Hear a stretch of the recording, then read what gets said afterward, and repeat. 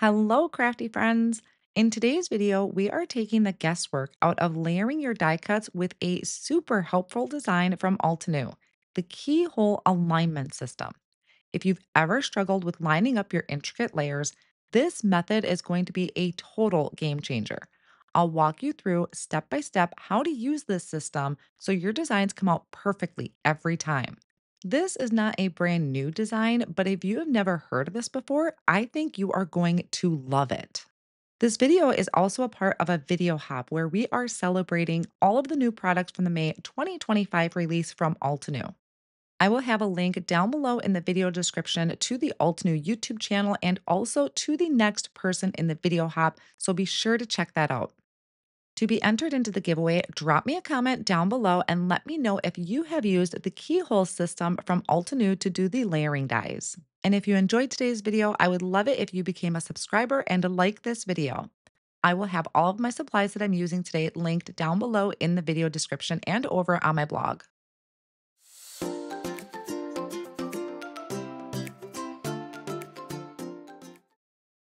The set that I'm going to be using today is the Craft Your Life Project Kit Magnificent Magnolias.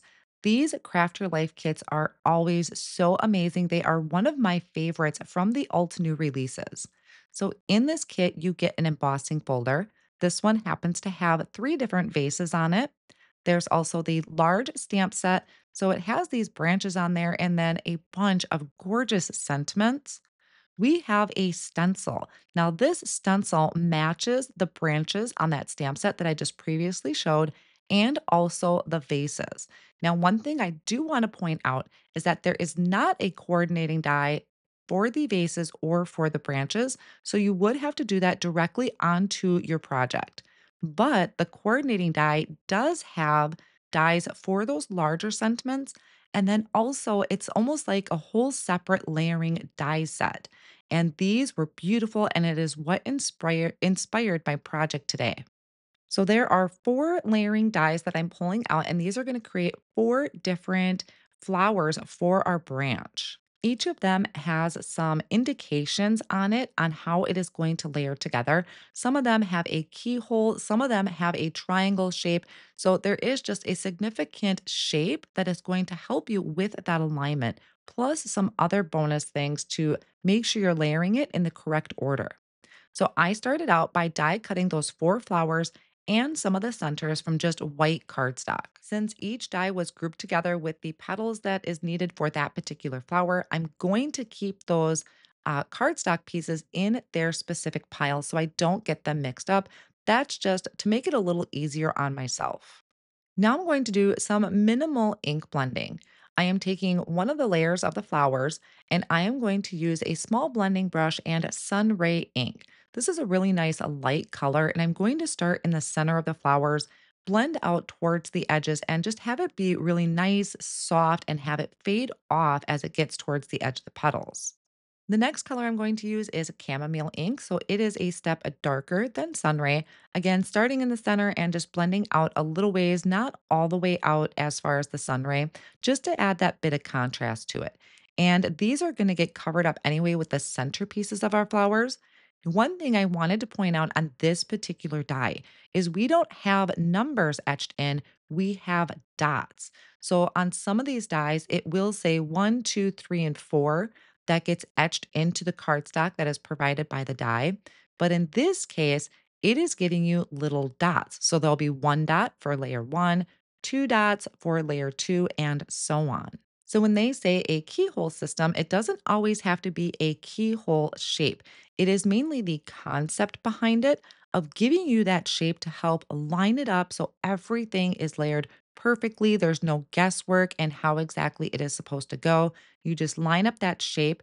This one happens to be an arrow, and I just made sure that each one had its corresponding dot. So the first dot was layer one, the second layer had two dots on it. So that was the next layer that went down. And then I can add these centerpieces, and the final centerpiece is going to cover that keyhole system. And now we have built a beautiful flower with such ease. Now I'm going to continue on with the rest of the flowers, doing that same concept for my ink blending using those same colors. Now, this particular die set happens to have a triangle in the center. And with this keyhole system, I have found it so enjoyable to layer my die cuts. I've always struggled trying to figure out exactly which way flowers are supposed to go, how the petals are supposed to line up, even though I do think there can be some creative plan there if you wanted to kind of rearrange things. But with that keyhole system, I'm finding it much more enjoyable to layer these die cut pieces together, and the end results are always perfect. Where I find I do my creative play sometimes is that there can be smaller details that you can add to the edge of your petals to make it look like it is curled up a little bit on the end. Sometimes I don't always add those, and that is where you kind of have that freedom. You can add them if you want to bring in more dimension. Here, I actually just kind of forgot about them, but that is something that is optional. And the same thing with these centers, there can be more detail to them than what I am actually adding, but unless you have the packaging, no one is ever going to know. I don't think any recipient is going to reach out and say, "Hey, you forgot your centerpiece on your flower." They are going to be just totally amazed at the beauty of your creation. So I'm just finishing up the last of my flowers, and the flowers alone would make a beautiful arrangement on the front of a card project. But I am going to do a little bit of stamping. I'm going to bring out my original stamp wheel, and I have a piece of vanilla cream cardstock. Now, what I'll do is I'm going to take the branches from the stamp set. I'm going to place that down onto my cardstock. And instead of doing any ink blending, I'm just going to stamp it with black ink. I think this gives it kind of a modern look and also another great way to just stretch your supplies. So, even though there is a stencil available, which I do personally love using stencils, just by simply stamping it on your background is going to give you another way to use this.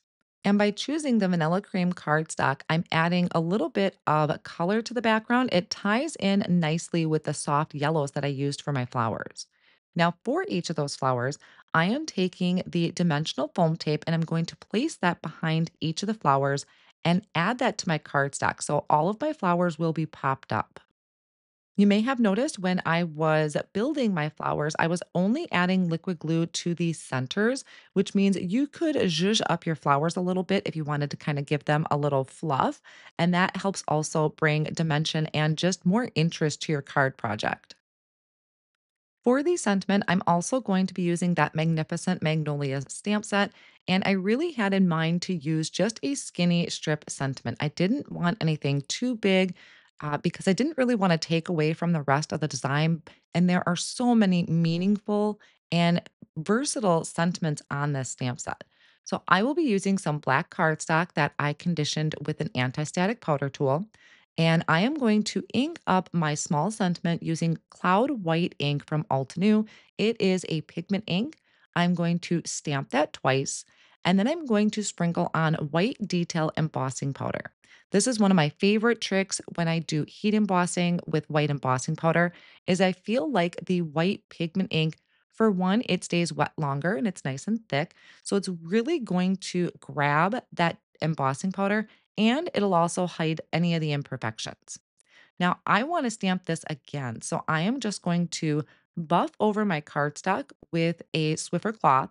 I'll then condition that with an anti-static powder tool, and I'm going to stamp that again in that white pigment ink.